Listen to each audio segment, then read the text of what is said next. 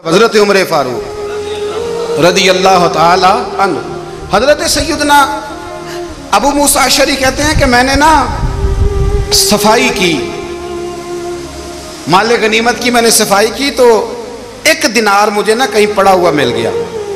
तो फरमाते हमें इजाज़त होती थी कि एक आध दिनार हम अपनी मर्ज़ी से कहीं खर्च कर सकते। तो हज़रत उमर के बेटा गुजर रहा था तो हज़रत अबू मूसा अशरी कहते हैं मैंने सफाई की तो एक दिनार निकला, तो मैंने वो एक दिनार ना हज़रत उमर के बेटे को दे दिया।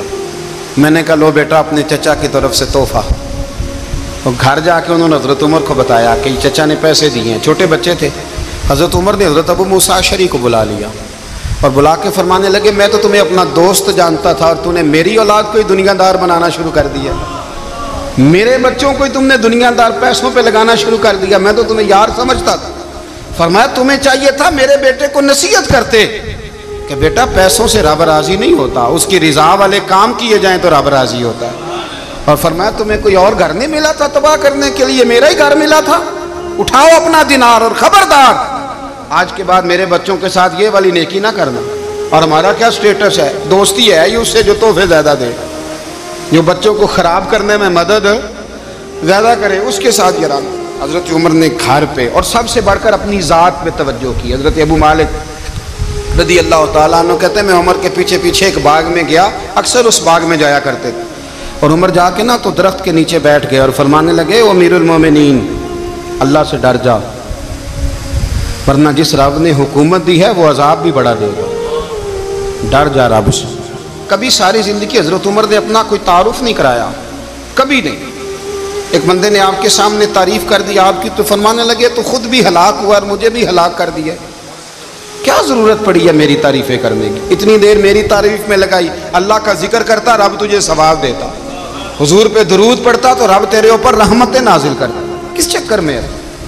आज जितना अच्छी कोई खुशामद करे उतनी अच्छी वजारत मिलती है, जितनी अच्छी उसको जो है वो चापलूसी करनी आया दर्जा भी उसे उतना ही अच्छा मिलता है। हजरत उमर फारूक रदी अल्लाह ताला अन्हु आपके बेटे कहते हैं, साहिब फतूह शाम ने लिखा है, आपके साहबजादे कहते हैं मैं निकला तो मेरे अब्बा जी ना अपनी पुश्त पर मशकीज़ा रख के कुएं से पानी भर के आ रहे थे। मैं दौड़ के आगे गया, मैंने कहा अब्बा जी मुझे दे दे। फरमाने लगे बेटा तेरा क्या ख्याल है, कोई और नहीं था मशकीज़ा भर के लाने के लिए, तेरा क्या ख्याल है? कहा अब्बा जी बड़े लोग थे पर आप क्यों उठा रहे हैं? फरमाने लगे नफ्स ना जरा मेरा बड़ा हो गया था, इसे जरा जलील कर रहा हूँ, जरा अपना मुहासबा कर रहा हूँ, ये मुझे कह रहा था तो बड़ी चीज़ है, तो मैं ना अभी मशकीज़ा घर रख के आऊँगा, फिर तेरी माँ ने मुझे कहा है कि घर में लकड़ियाँ कोई नहीं जलाने के लिए, फिर मैं जंगल से लकड़ियाँ काट के लाऊँगा। अब मैं अमीरुल मोमिनीन बन के ना तो मेरा नफ्स थोड़ा बड़ा हो गया। अब यकीन करें हमारा आज़मा खराब हो जाता है जब तक हमारा तारुफ सही ना हो, हमारा तारुफ ठीक ना हो, मैं ये होता हूँ मैं वो होता हूँ, छोड़ मिट्टी दें ते मिट्टी रहना ही, मिट्टी दें ते मिट्टी दें ते मिट्टी रहना ही, एवी कादी बल्ले बल्ले अज मिट्टी दे उत्ते बंदिया ते कल मिट्टी दे थल्ले। हजरत उमर फारूक अल्लाह अकबर, हजरत उमर जैसा बंदा 24 लाख मुरब्बा मील का हुक्मरान और शाह रूम को खत लिख के कहता है मैं मिन्नत नहीं करता मैं हुक्म देता हूं, इतना तगड़ा बंदा। जंगे कादसिया के लिए हजरत साद बिन नबी वकास को भेजा, फतूह शाम पढ़ के देखें। हजरत उमर बड़े परेशान हैं, इतने दिन हो गए कोई रिपोर्ट ही नहीं आई। अब तो मोबाइल है ना, तो एक एक मिनट की रिपोर्ट लें आप, बल्कि आप एक मिनट की फोटो लें आप, रिपोर्ट तो दूर रह गई।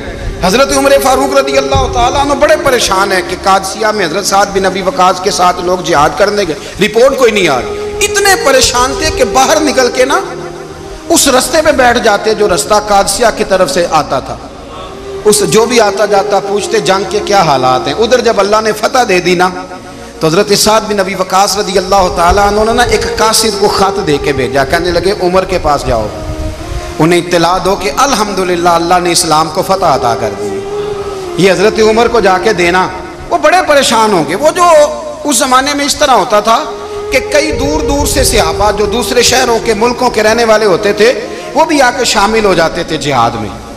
कोई एक दफ़ा मदीने आया, कोई 2 दफ़ा आया, फिर अपने अपने इलाकों में बहुत सारे लोगों ने ज्यादा दफ़ा हजरत उमर को देखा भी नहीं था। वो जो कासद खत लेके आया था ना, उसने एक आध दफा देखा था, हजरत उमर बूढ़े हो गए, वो पहचानता नहीं था।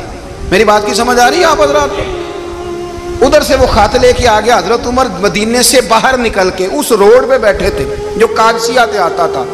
जब वो उस आदमी को आते देखा तो हजरत उमर उठ के खड़े हो गए, फरमाने लगे कादसिया से आ रहे हो? वो क्या कहता है? फटे पुराने कपड़े, टूटे हुए जूते, सर पे पुरानी पगड़ी। कहने लगे गुलाम मदीने के रहने वाले हो? हजरत उमर कहने लगे हाँ मदीने का हूँ। कहा मैं कादसिया से आया हूँ, अल्हम्दुलिल्लाह अल्लाह ने इस्लाम को फतह दे दी है, अल्हम्दुलिल्लाह कुफर की कमर टूट गई है।